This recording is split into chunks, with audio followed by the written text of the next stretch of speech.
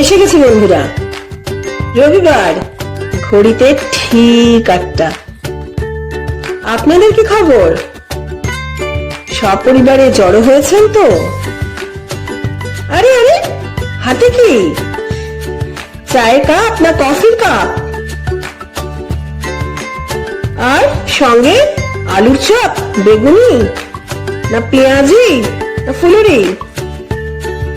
চাক, কিছু থাকুক আর না থাকুক, আমি ঝিমলি কথা দিচ্ছি, জমিয়ে দেব রবিবারের সান্ধ্যকালীন পারিবারিক আড্ডা। চলুন দেখি আজ আমরা কি শুনি। আজকের গল্প হিমাদ্রি কিশোর দাশগুপ্তের লেখা উকিল বাবু। কলকাতা থেকে দূরবর্তী এই জেলাতে বলাই ঘোষালকে উকিল হিসেবে সবাই এক ডাকে চেনে। এদিনও শেষ পর্যন্ত জেলা আদালতে সরকারি পক্ষের উকিলকে কথার মার প্যাচে নাস্তানুবুদ করে 5 জন আসামিকে বেকসুর খালাস করে দিলেন প্রবীণ আইনজীবী বলাই ঘোষাল। এক ভয়ঙ্কর মারদাঙ্গার ঘটনায় ফৌজদারি মামলা চলছিল বলাইবাবুর মক্কেল ওই লোকগুলোর বিরুদ্ধে। মামলা শেষ হতে বিকেল গড়িয়ে গেল। তারপর আনুষঙ্গিক কাগজপত্রের কিছু কাজ মিটিয়ে কোর্টরুম থেকে বেরিয়ে আদালত চত্বরে নিজের ঘরে গিয়ে বলাইবাবু যখন বসলেন তখন বেলা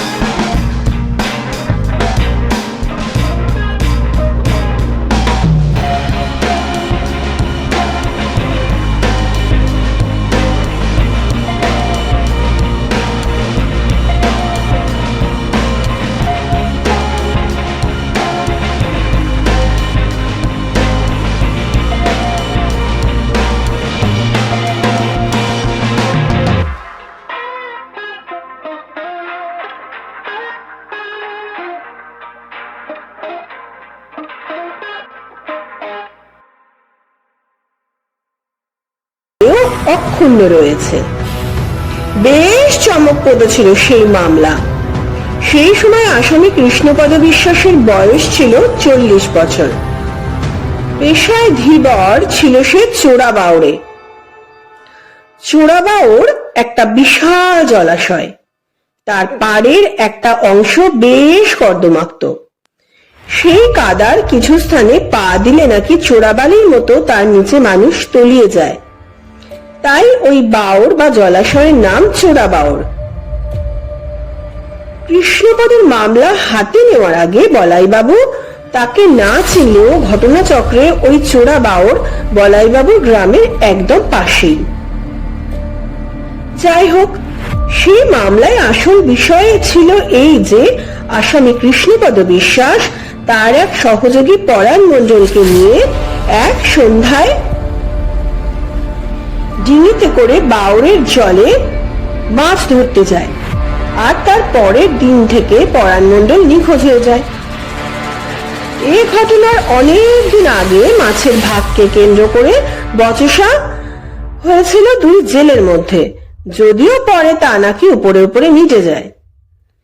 কিন্তু পরাণ মণ্ডলের নিখোঁজ হওয়ার পর তার স্ত্রী পুলিশের কাছে অভিযোগ জানায় তার স্বামীর নিখোঁজ হওয়ার পিছনে কৃষ্ণপদেরই হাত আছে।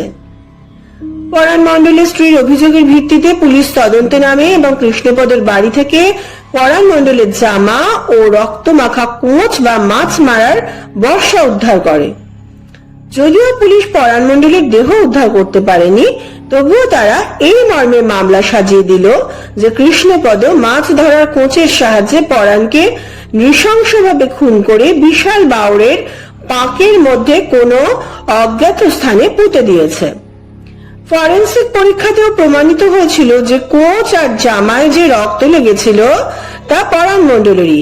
কৃষ্ণপদ আদালতে দাঁড়িয়ে বারবার সে কিছু জানে না বললেও সরকার পক্ষ তার বিরুদ্ধে এমন সুনিপুণভাবে সাক্ষ্য প্রমাণ সাজায়, তার নৃশংস হত্যাকাণ্ডের এমন বিবরণ আদালতের সামনে হাজির করেছিল যে মহকুমা আদালত কৃষ্ণপদকে দোষী সাব্যস্ত করে।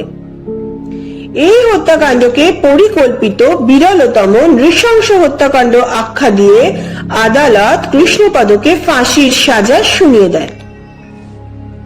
কৃষ্ণপদ এই রায়ের বিরুদ্ধে জেলা জজের কোর্টে আবেদন করে। সেখানেও নিশ্চিত একই শাস্তি বহাল থাকত কৃষ্ণপদর জন্য, যদি না তার হয়ে সওয়াল করতে নামতেন বলাইবাবু। সরকারি উকিলদের যুক্তিজালকে নিজের যুক্তিবাণে তীক্ষ্ণভাবে ছিন্ন করে শেষ পর্যন্ত কৃষ্ণপদকে বেকসুর খালাস করিয়ে দেন বলাইবাবু। আর তারপর থেকে উকিল হিসেবে বলাইবাবুর নাম ছড়িয়ে পড়ে চারদিকে। তারপর থেকে এযাবৎকাল কত মানুষকে যে নিশ্চিত শাস্তির মুখ থেকে বাঁচিয়েছেন তার হিসাব নেই। হয়তো ঔচিত্যের দৃষ্টিভঙ্গি থেকে কেউ বলতেই পারেন যে অপরাধীকে রক্ষা করা কি উচিত, কিন্তু ডাক্তারদের যেমন রোগীর জাত দেখলে চলে না, তেমনি উকিলেরও এসব দেখলে চলে না।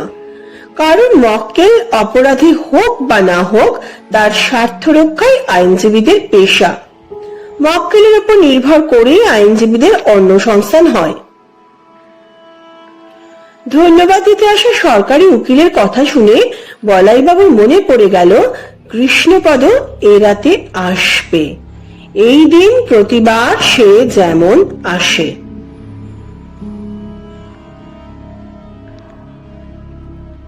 বলাইবাবুকে ধন্যবাদ জানিয়ে কিছু কথাবার্তা বলে অভয় মিত্র চলে যাওয়ার পর কিছুক্ষণের মধ্যেই নিজের চেম্বারে তালা বন্ধ করে নিজের পুরনো অ্যাম্বাসাডার নিয়ে বলাইবাবু বাড়ি ফেরার জন্য রওনা হয়ে গেলেন। জেলা সদর থেকে নিজের গ্রামের বাড়িতে গাড়ি ড্রাইভ করে পৌঁছতে ঘন্টা দেড়েক মতো সময় লাগে বলাইবাবুর। গাড়ি চালাতে চালাতে বলাইবাবু ভাবলেন সন্ধ্যায় বাড়ি ফিরে একটু বিশ্রাম নিয়ে প্রয়োজনে পুজোর জোগাড় যন্ত্রের কাছে হাত লাগিয়ে রাত 9টা নাগাদ তিনি বাউরের পাড়ে যাবেন কৃষ্ণপদর সঙ্গে দেখা করতে। কাজ মিটিয়ে তিনি ঘন্টাখানেকের মধ্যেই বাড়ি ফিরে আসতে পারবেন। ঠাকুরমশাই বলেছেন মধ্যরাতে তিনি পুজোয় বসবেন, কাজের কোনো অসুবিধা হবে না। বলাইবাবু 12 বছর পরেও কেন অন্ধকার রাতে বাউরের পাড়ে একদা এক খুনের আসামির সঙ্গে দেখা করতে যান, বা সেই মুক্তিপ্রাপ্ত আসামি বা কেন বলাইবাবুর সঙ্গে সাক্ষাৎ করতে আসে, এই ব্যাপারটা বেশ অদ্ভুত মনে হলেও নির্দিষ্ট কারণ আছে এর পিছনে। কৃষ্ণপদর মামলা হাতে নেওয়ার আগে তার সঙ্গে উকিল বলাই ঘোষালের কোনোদিনও দেখা হয়নি।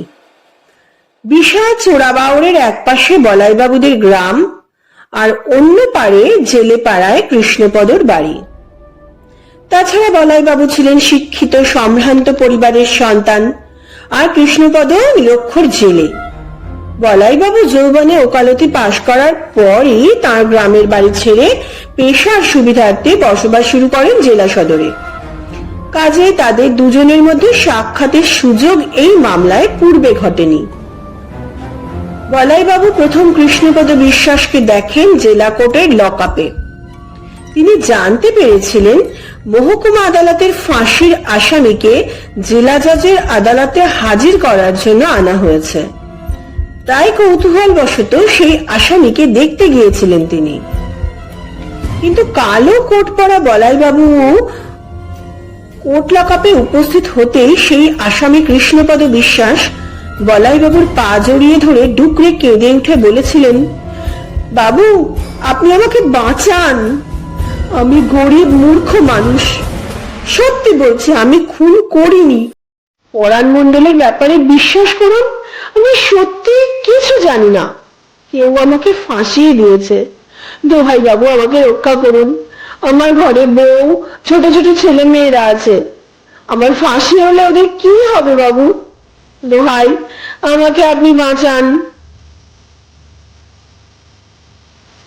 বলাই ঘোষালের পা ধরে, আমি খুন করিনি, আমাকে বাঁচান বলে কেঁদেই চলেছিল কৃষ্ণপদ। কিছুতেই সে পা ছাড়ে না। তাকে দেখে আর তার কথা শুনে হঠাৎই উকিল বলাইবাবুর কেন যেন মনে হয়েছিল লোকটা সত্যি কথা বলছে, খুন সে করেনি, আইনের মার প্যাচে সে ফেঁসে গিয়েছে। অনেক সময় নিরপরাধ লোক যেমন ফেঁসে যায়। বলাইবাবু জানতে পেরেছিলেন জেলা আদালতে কোনো উকিলই এই আসামির হয়ে সওয়াল করতে রাজি হচ্ছেন না। কারণ হলো গরিব মানুষ কৃষ্ণপদর উকিলের ফি দেওয়ার সামর্থ্য ছিল না। আর সব থেকে বড় কথা হলো সরকার পক্ষ যেভাবে মামলা সাজিয়েছিল তা থেকে আসামিকে রক্ষা করা এক প্রকার অসম্ভব বলেই মনে করেছিলেন জেলা আদালতের উকিলবাবুরা। তাই সব দিক বিচার বিবেচনা করে কৃষ্ণপদর কাতর আবেদনে সাড়া দিয়ে বলাইবাবু শেষ পর্যন্ত সিদ্ধান্ত নিয়ে ফেলেছিলেন যে এ মামলা তিনি লড়বেন, এবং তা লড়বেন বিনা পারিশ্রমিকেই। এরপরের ঘটনা অবশ্য ইতিহাস হয়ে রয়েছে জেলা জজের আদালতে। দীর্ঘ আইনি লড়াইয়ের পর ফাঁসির আসামি কৃষ্ণপদকে বেকসুর খালাস করতে সক্ষম হন বলাইবাবু। সেদিনটার কথা আজও মনে আছে বলাইবাবুর। জজ সাহেব যখন কৃষ্ণপদকে নির্দোষ সাব্যস্ত করে বেকসুর খালাসের রায় দান করলেন, তখন কৃষ্ণপদের মুখমণ্ডলে জীবনের কি উচ্ছ্বাস ফুটে উঠেছিল। যদিও ঠিক সেই সময়ে আদালতে উপস্থিত পরাণ মণ্ডলের স্ত্রী কৃষ্ণপদের উদ্দেশ্যে প্রচন্ড রাগে বলে উঠেছিল, আজ তুই এই আদালতে উকিল বাবুর জন্য বেঁচে গেলি, কিন্তু ভগবানের আদালতে একদিন তোর বিচার হবে, সেদিন তোকে কে বাঁচায় দেখব। একথা পরাণ মণ্ডলের স্ত্রী বললেও তাতে কারো কিছু যায় আসেনি, কারণ জেলা জজ খালাস করে দেওয়ার হুকুম দিয়েছিল কৃষ্ণপদকে। ফাঁসির সাজা থেকে বেকসুর খালাস পেয়ে কৃষ্ণপদ বলাইবাবুকে প্রণাম করে বলেছিল, আপনি আমার প্রাণ রক্ষা করলেন উকিল বাবু, কিন্তু তার বদলে আপনাকে কি দিই বলুন তো? আমি গরিব মানুষ, আপনাকে দেওয়ার মতো টাকা পয়সা আমার নেই, কিন্তু আপনাকে কিছু দেওয়ার বড় স্বাদ যাচ্ছে মনে। কদিন পরেই ছিল কৌশিকী অমাবস্যা। কৃষ্ণপদের কথা শুনে হঠাৎই একটা কথা মনে পড়ে গিয়েছিল বলাইবাবু। তাই তিনি কৃষ্ণপদকে বলেছিলেন, তুমি তো জেলে, মাছ ধরো, কৌশিকী অমাবস্যায় তুমি আমাকে একটা শোল মাছ দিতে পারবে? যা পয়সা লাগবে আমি দেব। আসলে প্রতি বছর কৌশিকী অমাবস্যার দিন কালী পুজো হয় আমাদের বাড়িতে। দেবীকে জ্যান্ত শোল মাছ উৎসর্গ করা আমাদের বাড়ির প্রাচীন প্রথা। স্থানীয় বাজারে শোল মাছ না উঠলে বড় মুশকিলে পড়তে হয় তখন। এ কথা শুনে কৃষ্ণপদ বলেছিল, নিশ্চয়ই দেব উকিল বাবু, বাউরে বিরাট বিরাট সব শোল মাছ আছে, শুধু সামনের কৌশিকী অমাবস্যায় কেন, প্রতি বছর কৌশিকী অমাবস্যার রাতে আমি আপনার জন্য শোল মাছ নিয়ে আসব। পয়সা নেওয়ার কোনো প্রশ্নই নেই বাবু, আপনি আমার জীবন রক্ষা করেছেন, আর আপনার মায়ের পুজোর জন্য বছরে আমি আপনাকে একটা শোল মাছ দিতে পারবো না বাবু? এরপর থেকেই গত 12 বছর ধরে চোরাবাউরের পাড়ে শোল মাছ নিয়ে রাতের বেলায় হাজির হয় কৃষ্ণপদ। আর বলাই বাবু গিয়ে তার কাছ থেকে পুজোর জন্য মাছ নিয়ে আসেন। কৃষ্ণপদের সঙ্গে বছরে এই একবারই দেখা হয় বলাই বাবুর। কিছুক্ষণ তাদের দুজনের মধ্যে কথাবার্তা কুশল সংবাদ বিনিময় হয়। তারপরে বলাই বাবুকে মাছ দিয়ে ফিরে যায় কৃষ্ণপদ। বলাই বাবু কৃষ্ণপদের মুখে যতটুকু জেনেছেন তাতে কয়েক বছর জেলে কাটিয়ে ফাঁসির সাজা থেকে বেকসুর খালাস পেয়ে আগের জীবিকাতেই ফিরে গিয়েছে সে, অর্থাৎ বাওর থেকে মাছ ধরে সে বিক্রি করে।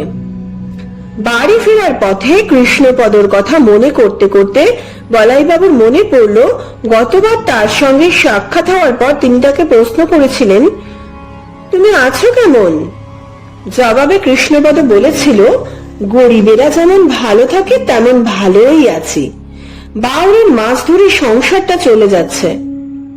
তবে আপনাকে একটা কথা জানাই, পরাণ মন্ডলের বউটা পাগল হয়ে গেছে।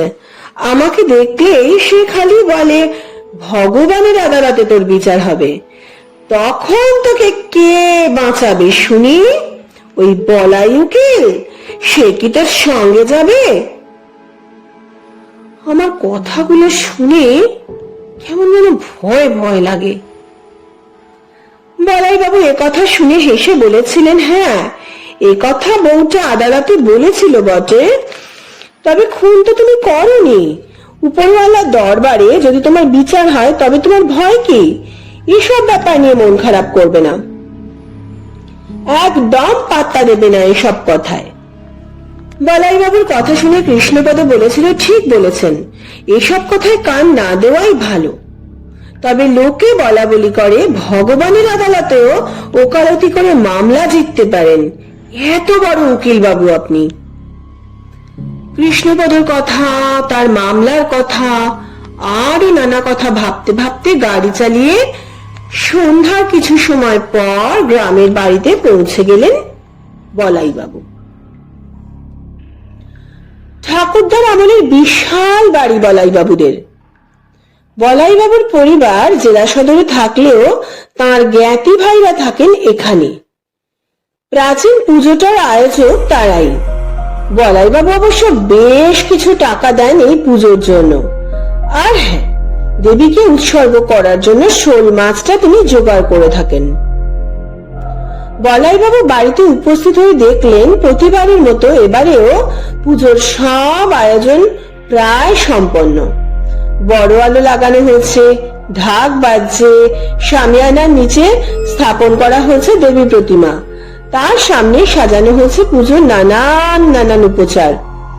সেখানে পৌঁছে কিছুটা বিশ্রাম নেওয়ার পর কয়েক ঘন্টা সময় বলাই বাবুর গল্প গুজব করেই কেটে গেল। তারপর রাত 9টা নাগাদ বাড়ি থেকে শোল মাছ আনার জন্য রওনা দিলেন বলাই বাবু। গ্রামের সীমানার ওপাশে চোরাবাউরের দূরত্ব বলাই বাবুর বাড়ি থেকে 2 মাইল মতো। চেনা রাস্তা, অমাবস্যা রাত্রি হলেও তাই পথ চলতে বিশেষ সমস্যা নেই বলাই বাবুর। তবে রাত একটু বেড়েছে বলে পথে ঘাটে লোকজন নেই, তবে চোর ডাকাতের ভয় নেই বলাই বাবুর।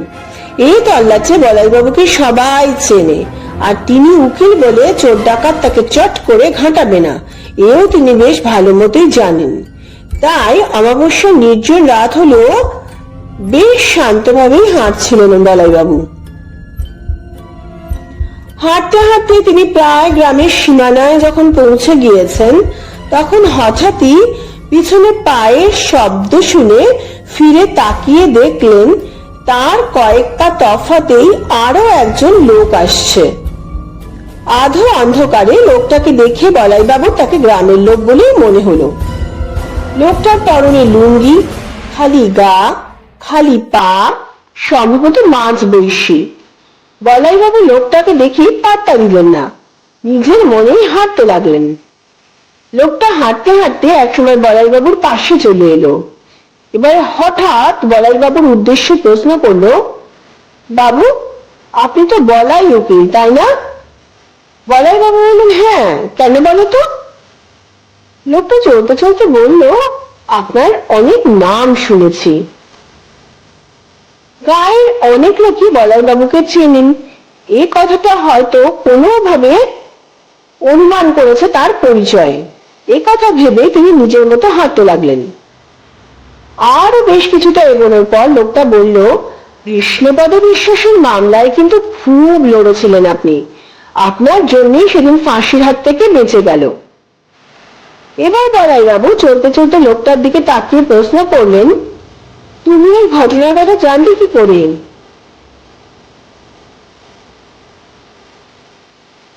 লোকটা কোমরে লুঙ্গির উপর একটা গামছা বাঁধা ছিল।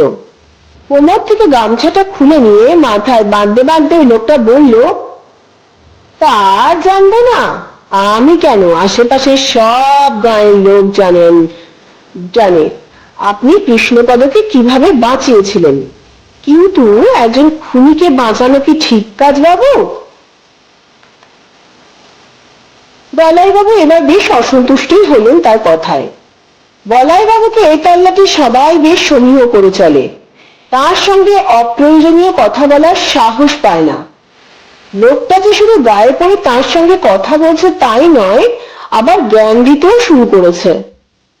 লোকটার প্রশ্নের জবাবে বলাই ঘোষাল বেশ অসন্তোষের ভঙ্গিতে বললেন, সে যে খুনি ছিল তা তুমি জানলে কিভাবে? আর কোনটা ঠিক কোনটা ভুল সে ব্যাপারে তোমাকেই বা বলতে যাবে কেন? আর তা জেনে তোমারই বা কি দরকার? বলাইবাবু ধমক খেয়ে চুপ করে গেল। লোকটা চুপচাপ সে বলাইবাবুর সঙ্গে চলতে লাগলো। একসময় গ্রামের বাইরে পৌঁছে গেলেন বলাইবাবু। তার সামনে একখানি লম্বা জমি, আর তারপরে শুরু হয়েছে সে বিশাল জলা। জমিটা অতিক্রম করে বাউরের দিকে এগোতে যাবেন বলাইবাবু, ঠিক সেই সময় লোকটা শেষ প্রশ্নটা করলো।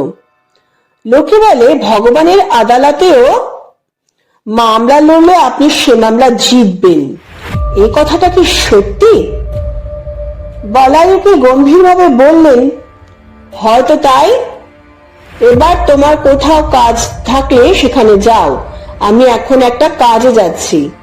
তোমার আমার সঙ্গে কোনো প্রয়োজন থাকলে কাল সকালে আমার বাড়িতে এসো। বলাইবাবুর কথা শুনে অন্ধকারেই যেন অস্পষ্টভাবে হাসল লোকটা। তারপর বলল, ওই চড়া জলাটা কিন্তু ভালো নয় বাবু। এ কথার প্রত্যুত্তরে বলাইবাবু লোকটাকে কিছু বলতে যাচ্ছিলেন, কিন্তু লোকটা কথাটা বলেই হাঁটতে শুরু করলো অন্যদিকে। লোকটা অবশ্য খুব একটা খারাপ বলেনি। চোরা বাউরের নানা বদনাম আছে, বলাইবাবুও তা জানেন। ছোটবেলা থেকেই এই বাউর সম্বন্ধে সে শুনে এসেছেন নানা রকম কথা। কৃষ্ণপদ একবার তাকে বলেও ছিল যে, আপনার বাউরে আসার দরকার নেই বাবু, আমি আপনার বাড়িতে মাছ পৌঁছে দিয়ে যাব। কিন্তু তার কথায় বলাইবাবু রাজি হননি, কারণ হাজার হোক খুনের মামলায় কৃষ্ণপদকে পুলিশ গ্রেপ্তার করেছিল। মামলা চলাকালীন বেশ কয়েক বছর সে জেলেও ছিল। গ্রামাঞ্চলে নানা সংস্কার থাকে, ভাবনা থাকে। কৃষ্ণপদের বাড়িতে মাছ দিতে গেলে আর উপস্থিত বাড়ির লোকে অসন্তোষ বা অস্বস্তির কারণ হতে পারে, তাই চোরা বাউরে এসে তার থেকে মাছ নিয়ে যাওয়াই ভালো মনে করেন বলাইবাবু। তার নিজের ভূত পেতে কোন রকম ভয় নেই, চোর ডাকাতেরও ভয় নেই। কাজেই প্রতি বছর অমাবস্যা রাত্রে বাউরে এসে মাছ নিয়ে যেতে বলাইবাবুর কোনো অসুবিধাই হয়নি। বলাইবাবু এসে দাঁড়ালেন চোরা বাউরের ধারে। জলাশয়ের পাড়ের বেশ কিছুটা জমি কর্দমাক্ত, বাঁকে ভরা। তারপর বাউরের জল শুরু হয়েছে। অমাবস্যার রাত হলেও একটা আবছা আলো ছড়িয়ে আছে জলার উপর। বাউরকে ঘিরে যে কর্দমাক্ত জমি, তার স্থানে মাঝে মাঝে এক অদ্ভুত আলো দপদপ করে উঠছে। লোকে যাকে আলেয়া বলে, ভূত বা ভৌতিক আলো বলে মনে করে। বলাইবাবু অবশ্য জানেন যে ওই আলো আসলে জলাভূমির পচা মাটি পাতা থেকে উত্থিত এক ধরনের গ্যাসের আলো। তবে যাই হোক না কেন, চোরা বাউরের পরিবেশের মধ্যে যে একটা ভৌতিক ভাব আছে তাতে কোনো সন্দেহ নেই। বাউরের ধারে কাদা জমির মধ্যে বেশ কয়েকটা গাছও আছে। তারা যেন ঠিক মানুষের অবয়ব নিয়ে অন্ধকারে দাঁড়িয়ে আছে। বাউরের গায়ে কাদা জমি যেখানে শুরু হয়েছে ঠিক তার সামনে দাঁড়িয়ে বলাইবাবু ভালো করে জলাশয়ের দিকে তাকিয়ে বাউরের জলে একটা শালতি বা ছোট মাছ ধরার নৌকো দেখতে পেলেন। কৃষ্ণপদর শালতি, অর্থাৎ সে এসে গিয়েছে। তারপরে জলার পাড় ধরে একটা ছায়ামূর্তিকে তার দিকে এগিয়ে আসতে দেখলেন বলাইবাবু। কৃষ্ণপদ এসে দাঁড়ালো বলাইবাবুর সামনে। হাঁপাচ্ছে কৃষ্ণপদ। বলাইবাবু তার নিঃশ্বাসের শব্দ টের পেলেন, কিন্তু কৃষ্ণপদর হাতে মাছ নেই। হাঁপাতে হাঁপাতে এসে হাত জোর করে বলাইবাবুকে মাথা ঝাঁকিয়ে প্রণাম জানিয়ে বলল, কেমন আছেন উকিল বাবু? বাড়ির সবাই ভালো তো? বলাইবাবু হেসে বললেন, হ্যাঁ ভালো। তুমি কেমন আছো? আমার খবর ভালো নয়, বড় ব্যায়াম হয়েছে বুকে, চলতে ফিরতে গেলে হাঁপ ধরছে।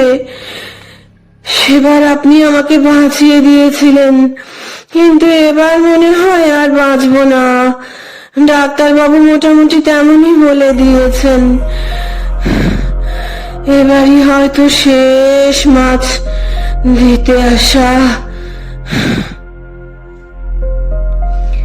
কৃষ্ণপদর কথা শুনে মন খারাপ লাগলো বলাইবাবুর। তিনি সান্ত্বনার সুরে বললেন, বড় ডাক্তার দেখালে হয়তো ঠিক হয়ে যাবে। তেমন হলে আমি কোনো বড় ডাক্তারকে বলবো, বিনা পয়সায় তোমার চিকিৎসা করে দেবেন। কৃষ্ণপদ বলল, আমার মন বলছে ওসব করে আর লাভ নেই। আমার ডাক এসে গেছে উপর থেকে। এবার 5 কেজি ওজনের একটা বড় শোল মাছ পেয়েছি ঠিকই, কিন্তু সেটাকে এ পর্যন্ত বয়ে আনার সামর্থ্য হলো না। এমনই আমার শরীরের অবস্থা। একথা বলার পর হাঁপাতে হাঁপাতে কৃষ্ণপদ কিছুটা দূরে জলার মধ্যে কাদা জমিতে দাঁড়িয়ে থাকা একটা গাছ দেখিয়ে বলল, আজ আপনাকে একটু কষ্ট করতে হবে বাবু। মাছটা ওখানে গিয়ে নিয়ে আসতে হবে। আমার এখানে অবধি বয়ে আনার ক্ষমতা নেই। আপনি বরং আমার সঙ্গে সঙ্গে সাবধানে আসুন।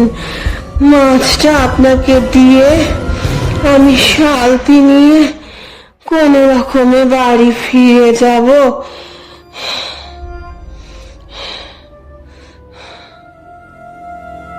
কৃষ্ণপদ শরীরের অবস্থা থেকে বলাইবাবু বললেন, ঠিক আছে চলো।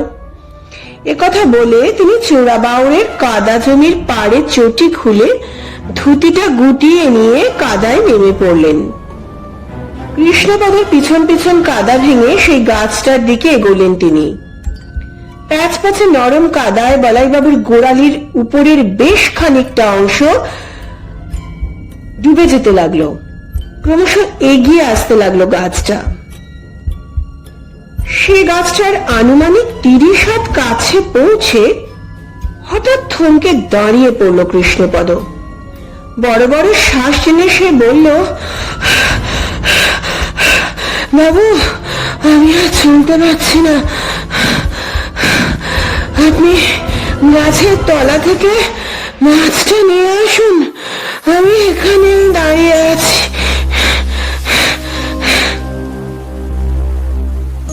তার কথা শুনে বলাইবাবু এগোলেন গাছটার দিকে। সেদিকে কয়েক পা এগোনোর পরেই তিনি বুঝতে পারলেন এদিকের কাদা আরো অনেক বেশি নরম, প্রায় হাঁটু পর্যন্ত ডুবে যাচ্ছে তার। তবুও তাঁরই মধ্যে দিয়ে এগোলেন তিনি। কিন্তু আরো কয়েক পা এগোতেই হঠাৎই একটা কণ্ঠস্বর কাদা জমির অন্ধকার থেকে ভেসে এলো, মাছটা ওখানে নেই, এই যে ওটা আমার কাছে আছে।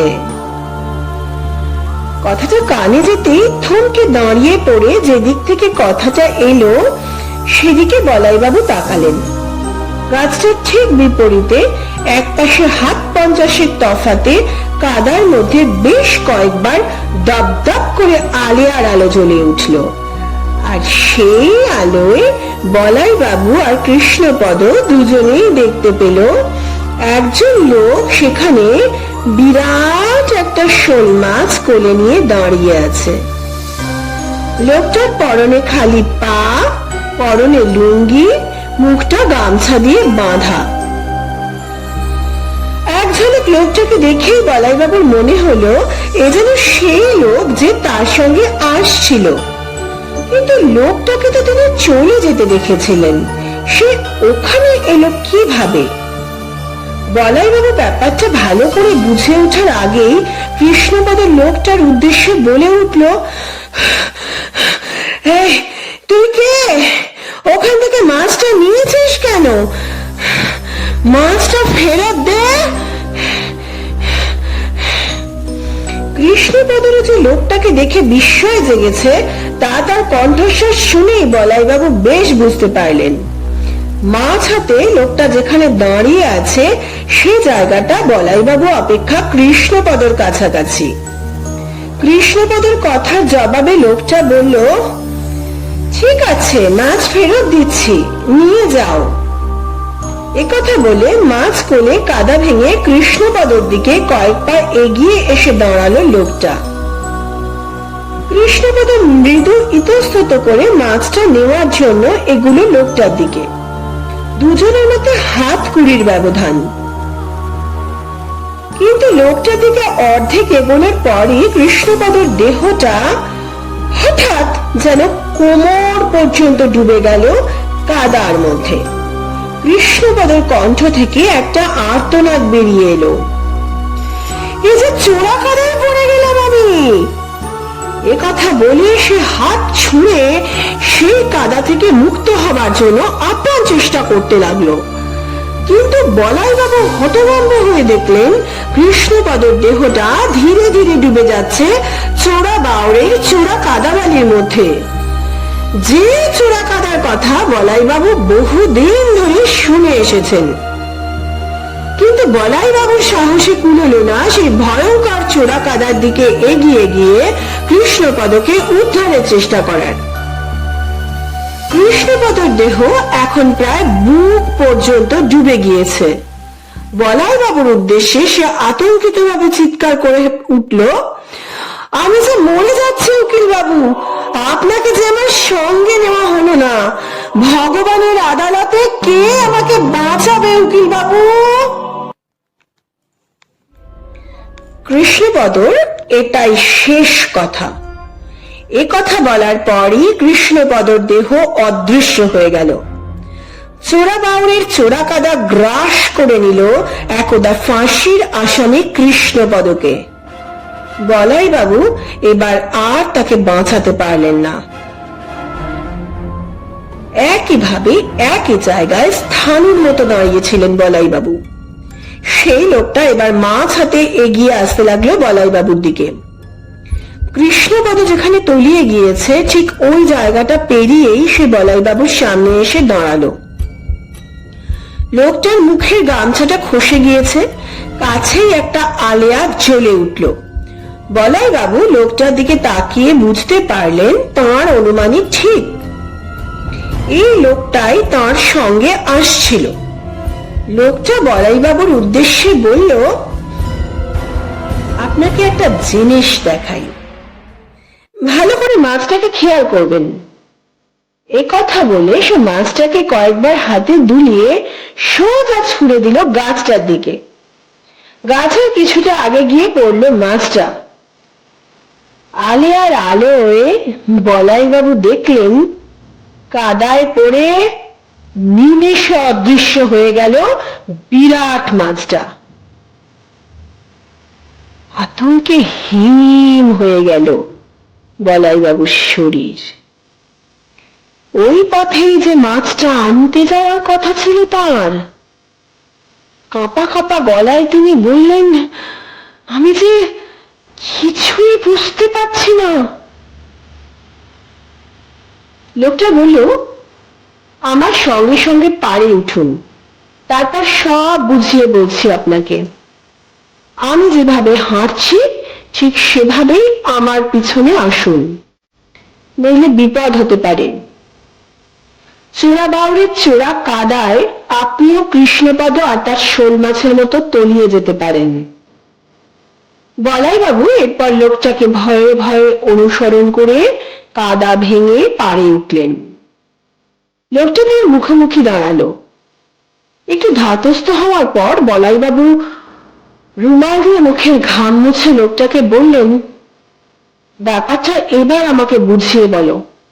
আমার মাথার মধ্যে সব কেমন যেন তালগোল পাকিয়ে যাচ্ছে। লোকটা জবাব দিল, ব্যাপারটা হলো কৃষ্ণপদ আপনাকে মারতে যাচ্ছিল। সে জানতো ওই গাছের সামনের জমিতে চোরা কাদা আছে। ঘুর পথে গিয়ে সে গাছের তলায় মাছটা রেখে এসেছিল। আপনি আর একটু এগোলেই গাছের তলায় মাছটি দেখতে পেতেন, আর সেটা আনতে যাবার পথে চোরা কাদায় ডুবে যেতেন। লোকটার কথা শুনে বলাইবাবু বিস্মিতভাবে বললেন, ও পথে আরেকটু এগোলে আমিও যে কাদায় ডুবে যেতাম তা মাছটা অদৃশ্য হয়ে যাওয়া দেখেই বুঝেছি। কিন্তু আমাকে কৃষ্ণপদ প্রাণে মারতে চাইছিল কেন? আমি তো তার কোনো ক্ষতি করিনি, বরং আমি তো তাকে নিশ্চিত ফাঁসির হাত থেকে রক্ষা করেছিলাম। বলাইবাবুর কথার প্রত্যুত্তরে লোকটা তাকে আরো অবাক করে দিয়ে বলল, ওটাই তো ভুল করেছিলেন আপনি, যার জন্য আজ নিজে মরতে বসেছিলেন। আপনি কৃষ্ণপদকে প্রাণে বাঁচালেও সে নিজে জানতো সে খুনি। বন্ধুকে সে খুন করে সে তার লাশ পুঁতে দিয়েছিল চোরাবাউরের কাদায়। পুলিশ আর বেশ কিছু লোকের অনুমান একেবারে ঠিক ছিল। নিহত পরাণ মণ্ডলের স্ত্রী সহ বেশ কিছু লোক তাকে দেখলেই বলতো, আপনি তাকে এখানকার আদালতে বাঁচালে কি হবে, উপরওয়ালার আদালতে একদিন তার বিচার হবে, তখন তো আর আপনি তার সঙ্গে থাকবেন না, তখন তার শাস্তি হবে। বারবার লোকজনের মুখে একথা শুনে কৃষ্ণপদর মনে বিশ্বাস জেগেছিল সে কথায়। আবার লোকমুখে প্রচারিত, আপনি নাকি ভগবানের আদালতে সওয়াল করলেও মামলা জিতবেন। এ কথাটাও কৃষ্ণপদ প্রবল ভাবে বিশ্বাস করত। সে যে অসুস্থ হয়ে পড়ে মৃত্যুর দিকে এগোচ্ছিল এ কথাটাও মিথ্যা নয়। তাই সে মারা যাওয়ার আগে কৌশলে আপনাকেও উপরে পাঠাতে চেয়েছিল, যাতে আপনি তার হয়ে উপরওয়ালার আদালতে মামলা লড়তে পারেন। ব্যাপারটাকে আপনি মনের বিকারও বলতে পারেন। লোকটার একথা শুনে বলাইবাবুর মনে পড়ে গেল ডুবে যাওয়ার আগে কৃষ্ণপদর বলা কথাগুলো। আপনাকে যে আমার সঙ্গে নেওয়া হলো না, ভগবানের আদালতে আমাকে কে বাঁচাবে উকিল বাবু? লোকটা এবার বলল, কৃষ্ণপদ হয়তো কিছুদিন পরেই মরতো, কিন্তু তার আগে তাকে মেরে আজ সেই খুনের প্রতিশোধ নিলাম। ও বোঝেনি যে আমি যেখানে দাঁড়িয়ে আছি সেখানেও চোরা কাঁদা, নিজের ফাঁদে নিজেই মরল। এবার আপনি বাড়ি যান, আর ভয় নেই আপনার। আমিও এবার যাই। বিস্মিত হতভম্ব বলাইবাবু কোনো ক্রমে লোকটাকে বললেন, তুমি কে? কৃষ্ণপদকে মারলেও তুমি আমার প্রাণ রক্ষা করলে কেন? আমি তো তার উকিল ছিলাম। কাছে পিঠে বেশ কয়েকটা আলেয়ার আলো হঠাৎই দপ দপ করে জ্বলতে শুরু করলো।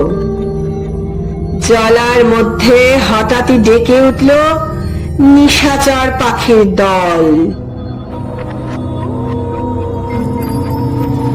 বলাই বাবুর কথাটা শুনে লোকটা অস্পষ্ট হেসে বলল, ওই যে লোকে বলে আপনি ভগবানের আদালতেও মামলা জিততে পারেন, সে আদালত যদি সত্যি কোথাও থেকে থাকে তবে সেখানে যাতে আপনি কৃষ্ণপদকে বাঁচাতে না পারেন সেই কারণেই আপনাকে প্রাণে বাঁচিয়ে দিলাম। আমি যে সেই খুন হয়ে যাওয়া পরাণ মণ্ডল। এই কথাগুলো বলার পর মুহূর্তেই সে অদৃশ্য হয়ে গেল। আলেয়ার আলো মুছে গিয়ে গাঢ় অন্ধকার নেমে এলো চোরাবাউরের পাড়ে। জেলা আদালতের দুধে উকিল বলাই ঘোষাল সেই অন্ধকার ভেঙে কোনো রকমে বাড়ি ফেরার পথ ধরলেন।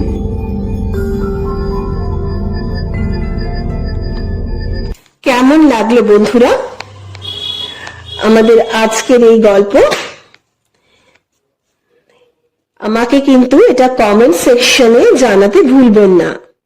আর কি ধরনের গল্প শুনতে চান সেটাও জানাবেন, তাহলে আমার গল্প চয়নে সুবিধে হবে। তাহলে সকলে ভালো থাকবেন, আসি তাহলে, টাটা টাটা।